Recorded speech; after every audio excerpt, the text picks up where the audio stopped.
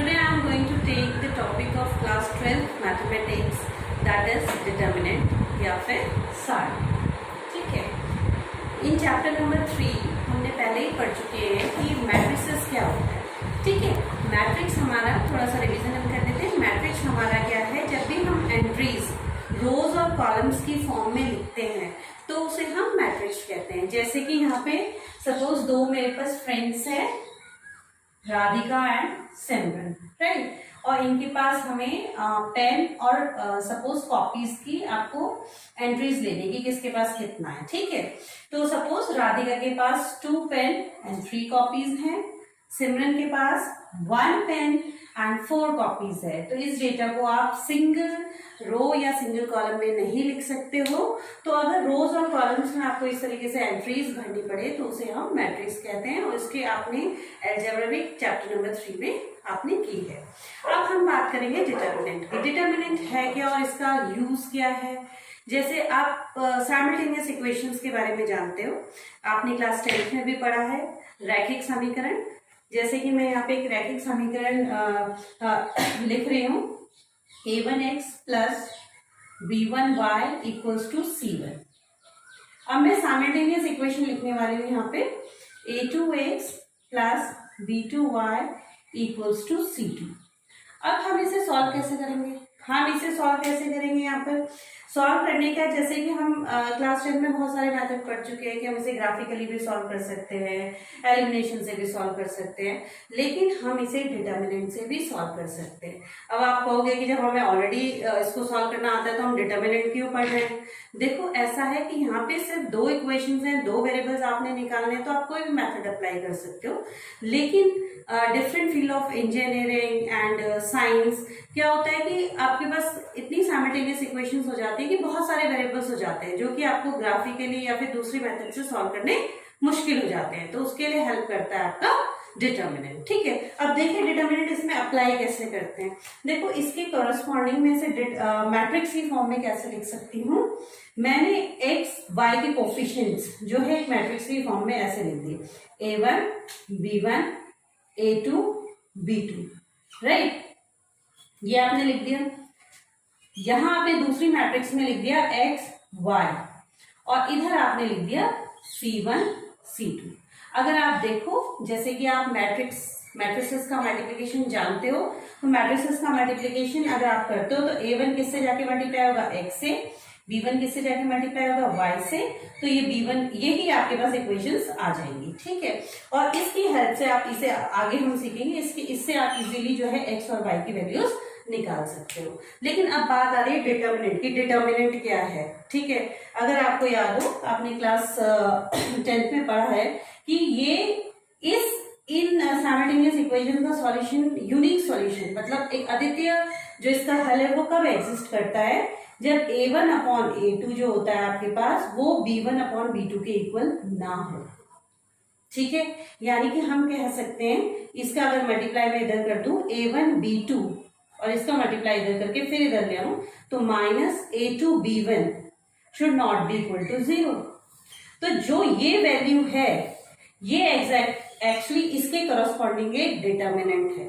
उसको हम कैसे लिख सकते हैं, उसको लिखने का तरीका मैं आपको बताती हूँ। लिखने का तरीका क्या है, मैट्रिक्स में आप ऐसे स्क्वायर ब्रैकेट बनाते थे, लेकिन अब डिटर्मिनेंट में आप ऐसी लाइंस बनाओगे।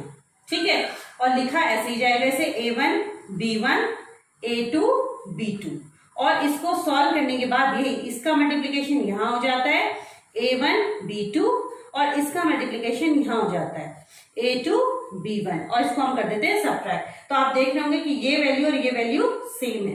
तो यहां से एक चीज हमें समझ में आ रही है कि मैट्रिक्स तो रिप्रेजेंटेशन ऑफ नंबर्स या फिर एंट्रीज था आपका, लेकिन यहाँ पे जो आपका डिटर्मिनेंट है वो एक वैल्यू आ रहा है। ये कोई रिप्रेजेंटेशन नहीं है, एंट्री नहीं है, रो कॉलम्स नहीं है। भले ही हम इसके कॉरस्पॉन्डिंग इसको दिखा ऐसे रहे, लेकिन एक्चुअली सॉल्व करने के बाद ये स्केलर वैल्यू आ रही है, एक नंबर आ रहा है। ठीक है, अब जैसे ये इसको आप यूज कर सकते हैं साइमल्टेनियस इक्वेशन सॉल्व करने के लिए। और एक और जो आपके पास आपके सिलेबस में है, हम डिटर्मिनेंट का यूज एरिया ऑफ ट्राइंगल निकालने के लिए भी कर सकते हैं, उसको हम आगे पढ़ेंगे। तो डिफरेंट फील्ड में इसका यूज हो रहा है, इसलिए ये चैप्टर काफी इंपॉर्टेंट हो जाता है आपके लिए। तो अब हम इसका जो है देखते हैं कि किस तरीके से हम डिटर्मिनेंट्स को सॉल्व करते हैं। और डिटर्मिनेंट जैसे आपको समझ में आ चुका है कि डिटर्मिनेंट हमारा क्या है, किसी मैट्रिक्स के करस्पॉन्डिंग एक स्केलर वैल्यू है। एक चीज मैं आपको यहाँ पे और क्लियर करना चाहूंगी कि हमने जो मैट्रिसेस पढ़ी थी उसमें हमने उसकी कोटि की अगर हम बात करें, ऑर्डर की बात करें, तो ऑर्डर हमारे पास 2/3 का था, 3/4 का था। दैट मीन जो नंबर ऑफ रोज और कॉलम्स है, पंक्ति और स्तंभ, वो अलग अलग भी हो सकते थे। लेकिन हमारा डिटर्मिनेंट जो है, सारणिक जो है, उसकी एक खासियत ये है कि उसमें जो नंबर ऑफ रोज और नंबर ऑफ कॉलम्स है, ये नंबर ऑफ रोज और नंबर ऑफ कॉलम्स ये हमेशा बराबर होते, यानी कि ये हमेशा एक वर्ग होगा, स्क्वायर होगा। ऐसा इसलिए, जैसा कि मैं तुम्हें बता चुकी हूँ, इसका जो मोस्ट इंपॉर्टेंट यूज है वो है आपका साइमल्टेनियस इक्वेशन को सॉल्व करने का। जैसा कि हम जानते हैं कि अगर हमारे पास दो चर की वैल्यू हमें निकालनी है, दो वेरिएबल्स की वैल्यू हमें निकालनी है एक्स और वाई की, तो उसको सॉल्व करने के लिए हमें कितनी इक्वेशंस चाहिए होती है बताओ? दो। ठीक है, अगर हमें 3 की निकालनी है, 3 चरों की वैल्यू निकालनी है, सपोज एक्स वाई जेड, तो हमें कितनी इक्वेशंस चाहिए होंगी? 3। और आप यहाँ पे अगर इस मैट्रिक्स को देखो तो इसके ये जो आपके कॉलम्स बन रहे हैं ऐसे ऐसे, ये किसके अकॉर्डिंग बन रहे हैं? जितने आपके पास वेरिएबल्स है। और इसकी जो आपकी रोज बन रही हैं वो किसके अकॉर्डिंग बन रही है? जितनी आपके पास इक्वेशंस हैं। तो वो तभी सॉल्व होना पॉसिबल है जब हमारे रोज और कॉलम्स क्या हो? बराबर हो, यानी कि नंबर ऑफ वेरिएबल्स और नंबर ऑफ इक्वेशंस इक्वल हो। इसलिए डिटर्मिनेंट हमेशा स्क्वायर होता है। इसलिए आप डिटर्मिनेंट का जब ऑर्डर आपको बताना है या कोटि आपको बतानी है तो आप वर्ग कहोगे, से 2 ऑर्डर ऑफ 2 आप ऐसा कहोगे, ऑर्डर ऑफ 3। उसमें फिर हम ऐसा नहीं कहेंगे कि 2/3 या 3/4, क्योंकि हमें मालूम है कि जितने नंबर ऑफ रोज होंगे उतने ही नंबर ऑफ कॉलम्स होंगे। ठीक है, अब हम आगे देखते हैं इसको कि हमें कैसे सॉल्व करना है। 2/2 का तो आपको थोड़ा सा आइडिया आ ही गया होगा। अब मैं बताती हूँ आपको 2/2 का डिटर्मिनेंट भी आपको क्लियर हो गया होगा। आई होप सो कि डिटर्मिनेंट कुछ नहीं है, एक वर्ग आव्यूह या फिर स्क्वायर जो मैट्रिक्स हमारी होती है उसके करस्पॉन्डिंग, उसी के करस्पॉन्डिंग एक हमारे पास क्या है? एक सारणिक है, राइट। तो अब जैसे मैं इसको लिखते कैसे, जैसे आप जैसे हमने उसमें भी लिखा था मैट्रिक्स में कि हम इसको ऐसे लिख देते हैं A11 A12 A21 A22। ये 2/2 का आपके पास डिटर्मिनेंट हो गया। इसको हमने ऐसे लिखा है। डिटर्मिनेंट लिखने का तरीका होता है, डिटर्मिनेंट A आप लिखोगे जैसे, तो उसके बाहर से ये ऐसा बना दोगे, इसको पढ़ा जाएगा ये A का सारणिक है या फिर डिटर्मिनेंट ऑफ A है। कंफ्यूजन में कई बच्चे इसको मॉड A बोल देते हैं, जो कि बिल्कुल गलत है, क्योंकि ये मॉड नहीं है, ये किसका सिंबल है? डिटर्मिनेंट का। अब ये 1 1 1 2 क्यों मैंने लगाया, इसको देख लो। 1 1 का मीनिंग है पहला जो सफिक्स है, इसका पहला वर्ग ये दिखा रहा है कि कौन से रो में है। दूसरा दिखा रहा है कि ये कौन से कॉलम में। जैसे ये पहले रो में है, पहले कॉलम में, तो ये क्या हो गया आपका A11। इसका क्या है? पहले रो में है लेकिन दूसरे कॉलम में, इसलिए 1 2। ये दूसरे रो में और पहले कॉलम में, इसलिए 2 1। ये दूसरे रो दूसरे कॉलम में, इसलिए 2 2। ठीक है, और इसको सॉल्व करने का तरीका वही है, आप इसकी मल्टीप्लाई इससे करेंगे A11 A22 माइनस इसकी मल्टीप्लाई इससे करेंगे A21 A12। तो इसका एक एग्जाम्पल जो है हम समझ लेते हैं। एग्जाम्पल आप इसका देख लो कि कैसे हमें सॉल्व करना है। सिंपल सा एग्जाम्पल मैं ले लेती हूँ 1 2 3 4। ठीक है, तो आपको क्या करना है? इसकी मल्टीप्लाई यहाँ कर दिया आपने, 4 × 1 4, 3 × 2 कितना हो गया? 6। तो कितना आ गया? -2 इज द आंसर, राइट। अब इसका हम इसी तरीके से, जब हमारे पास ऑर्डर 2 का डिटर्मिनेंट है तो कैसे सॉल्व करना है ये हमने सीख लिया है। अब अगर ऑर्डर 3 का डिटर्मिनेंट होगा, हम उसको कैसे एक्सपेंड करेंगे? इसे कहते हैं एक्सपेंशन ऑफ द डिटर्मिनेंट या फिर एक सारणी का प्रसरण। तो ये आपने एक्सपेंड करके इसकी एक वैल्यू निकाल दी, इसको सॉल्व करके इसकी एक वैल्यू निकाल दी है। ठीक है, अब 3/3 का अगर आपके पास होता है तो आप कैसे सॉल्व करोगे ये हम देख लेते हैं। 3/3 का होगा तो कितने रोज और कितने कॉलम होंगे? Obviously 3, right. तो अब 3/3 का थोड़ा सा समझने की जरूरत है, 2/2 का तो काफी आसान था। अब 3/3 का मैं एक जनरल फॉर्म में फिर से लिख देती हूँ, A11 A12 A13 then A21 A22 A23 then A31 A32 A 3 और नाम फिर से मैंने इसका डिटर्मिनेंट ऑफ ए ऐसे लिख दिया। ठीक है, अब इसको एक्सपेंड कैसे करेंगे? इसे हम डायरेक्टली एक्सपेंड नहीं कर सकते हैं। इसको एक्सपेंड करने के लिए हमें जो डिटर्मिनेंट आपका 2 ऑर्डर का डिटर्मिनेंट है उसकी हेल्प लेनी पड़ेगी। तो इसको हम क्या करते हैं, किसी भी रो या किसी भी कॉलम के अलोंग एक्सपेंड करते हैं, किसी भी पंक्ति या फिर किसी भी स्तंभ के अनुसार हम इसका प्रसरण करते हैं। देखते हैं कैसे। हम कोई भी एक रो सिलेक्ट कर सकते हैं, 2 करके मैं बता देती तो आपको समझ में आ जाएगा। सपोज मैं ये इस जैसे आप जानते हो इसे R1 कहते हैं, पहली रो। R1 के अलावा अगर मैं इसे एक्सपेंड करती हूँ तो किस तरीके से होगा ये देख लेते हैं। सबसे पहले मैं ये पहला वाला जो आपका एलिमेंट होगा इसको लिखूंगी A11 और ये किस रो में है, किस कॉलम में, इन दोनों को ऐड कर लूंगी। 1 + 1 कितना होता है 2। अगर ये आता है इवन या फिर सम संख्या तो इसके आगे पॉजिटिव का निशान आएगा। ठीक है, और इसको छोड़ दो आप, इसके अलावा जो रो है इसको छोड़ दो, इस कॉलम है इसको छोड़ दो, इसके अलावा जो रो है इसको छोड़ दो, जो बचता है वो आपको यहाँ लिख देना।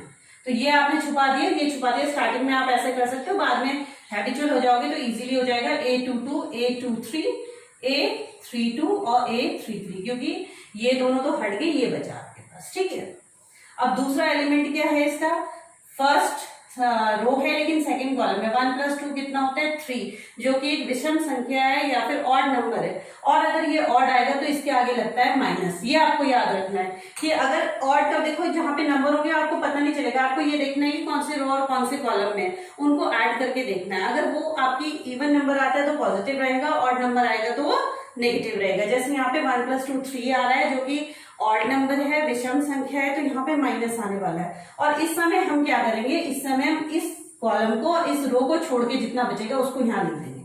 तो कितना हो गया, यहाँ बाहर तो आपका A12 आ जाएगा, जो ये नंबर है ये तो आना ही आना है यहाँ पे, और इसके साथ इस रो और इस कॉलम को छोड़ के जो बचा है A21, A23, A31, A33 आ गया। लास्ट आपका बचा है 1 + 3 पॉजिटिव होने वाला है क्योंकि 4 होने वाला है, तो ये आ जाएगा प्लस A13। फिर इस टाइम पे इसके कॉरस्पॉन्डिंग इस रो और इस कॉलम को छोड़ा जाएगा, बचा हुआ लिख दिया जाएगा A21, A22, A31, A32। और इसको अब जो ये ऑर्डर 2 का डिटर्मिनेंट यहाँ बन गया, इसको उसी तरीके से सॉल्व करना है जैसे कि हमने पहले किया था। इसकी मल्टीप्लाई इससे होगी और फिर माइनस इसकी मल्टीप्लाई इससे। सेम यहाँ पे होगा, इसकी मल्टीप्लाई इससे होगी माइनस इससे, इसकी मल्टीप्लाई इससे होगी माइनस इससे। और इसी तरीके से हम किसी भी रो के लॉन्ग और किसी भी कॉलम के लॉन्ग इसको एक्सपेंड कर सकते हैं, जैसे मैंने R1 के लॉन्ग करा है। बस आपको ध्यान ये रखना है कि जिस भी रो और जिस भी कॉलम के लॉन्ग आप एक्सपेंड कर रहे हो उस रो के जो एलिमेंट्स होंगे वो आगे से ऐसे आ जाएंगे और इनके साइन इस पे डिपेंड करेंगे कि इनका सम क्या आ रहा है। जैसे कि अगर मैं सेकंड रो के अलावा इसको एक्सपेंड करती हूँ तो 2 + 1 3 आ रहा है मेरा, ठीक है, जो कि ऑड है, तो पहला वाला टर्म उस केस में नेगेटिव हो जाएगा, दूसरा वाला पॉजिटिव होगा, तीसरा वाला नेगेटिव होगा। ठीक है, और ये आपको वैसे भी समझ आता है अगर आप जैसे जैसे अभी तो स्टार्टिंग में देखना पड़ेगा कि क्या आ रहा है, नहीं तो हम वैसे याद रख सकते हैं। प्लस ऐसे चलता है, प्लस माइनस प्लस, फिर माइनस प्लस माइनस, फिर प्लस माइनस प्लस, इस तरीके से चलता है, मतलब अल्टरनेट। तो इसको आपको याद रखने की इतनी जरूरत भी नहीं होगी, स्टार्टिंग में आपको ये ऐसे ही बताया जा रहा है। ठीक है, बस एक जल्दी से इसका हम एग्जाम्पल कर लेते हैं जिससे कि आपको बिल्कुल क्लियर हो जाए कि हमको कैसे करना है। ठीक है, और एक चीज और हमें देखनी है, जब भी हम इसका एक्सपेंशन करते हैं, मैं कह रही हूँ किसी भी रो या किसी भी कॉलम के अलॉन्ग हम एक्सपेंड कर देते हैं, लेकिन हमें ये देखना है कि अगर किसी सारणिक में या किसी डिटरमिनेंट में जिस रो में या जिस कॉलम में 0 होंगे उसके अलावा हम एक्सपेंड करते हैं तो हमें कैलकुलेशन करनी पड़ेगी थोड़ी सी कम। जैसे कि मैं अभी आपको दूसरा करके बता देती हूँ जिससे कि बिल्कुल आपको क्लियर हो जाए। जैसे कि अगर इसका मेरे को डिटरमिनेंट निकालना है तो अब मैं इसको R1 के अलावा बिल्कुल भी एक्सपेंड नहीं करने वाली हूँ, मैं इसको एक्सपेंड करने वाली हूँ C3 के अलावा। क्यों? क्योंकि मुझे पता है कि जो मेरे पास जिस भी कॉलम या रो के अलावा मैं एक्सपेंड करूंगी उसके जो एलिमेंट्स हैं मुझे मल्टीप्लाई करने होते हैं आगे से, और 0 से मैं कुछ भी मल्टीप्लाई करूंगी तो वो 0 हो जाएगा। इसलिए मैं इसको करूंगी C3 के अलावा एक्सपेंड। कैसे? अब ये C3 है, यहाँ पे पॉजिटिव था नेगेटिव था, याद करो पॉजिटिव था, तो मैं क्या करूंगी C3 का पहला एलिमेंट मैंने यहाँ लिख दिया 3। ठीक है, अब इस रो और इस कॉलम को छोड़ के जितना बचा 4 3 2 1, अब देखो ये 0 आ गया। अब दूसरा यहाँ पे कैसा आएगा ये बताओ, ये पॉजिटिव होगा नेगेटिव होगा? सेकंड रो और थर्ड कॉलम 2 + 3 नेगेटिव होगा, ये तो नेगेटिव और आपका 0 है, मल्टीप्लाई बाय इस रो और इस कॉलम को छोड़ दो, 1 2 2 1, ठीक है। लास्ट वाला आपका क्या होगा, फिर से पॉजिटिव, 0 इंटू इस रो और इस कॉलम को छोड़ दो तो 1 2 4 3। तो आप देख रहे होंगे इन दोनों को आपको सॉल्व करने की जरूरत ही नहीं है, क्यों, 0 से हम कुछ भी हम मल्टीप्लाई करते हैं तो वो सीधे सीधे 0 हो जाता है, ठीक है। तो आप सिर्फ इसको मल्टीप्लाई करोगे तो इसको सॉल्व ही कर लो आप सीधे, तो ये हो जाएगा 4, ऐसे मैंने बताया था 4 1 जा 4 हो गया आपके पास, और यहाँ पे 3 2 जा 6 हो गया आपके पास। तो कितना आ गया ये, फिर से ये -2 आपके पास आ रहा है, और 3 इंटू -2 इज -6। तो ये आपका आंसर इसका आ गया। तो आज हमने सीखा कि किस तरीके से हम ऑर्डर 2 का डिटर्मिनेंट सॉल्व करते हैं, ऑर्डर 3 का डिटर्मिनेंट सॉल्व करते हैं। इसी पे बेस्ड जो आपके एक्सरसाइज 4.1 है, आप उसे ट्राई कीजिएगा। कमेंट सेक्शन में जहां पे भी प्रॉब्लम आए आप पूछ सकते हैं। कुछ क्वेश्चंस मैं नेक्स्ट वीडियो में डिस्कस करने वाली हूँ एक्सरसाइज 4.1 की। Thank you everyone.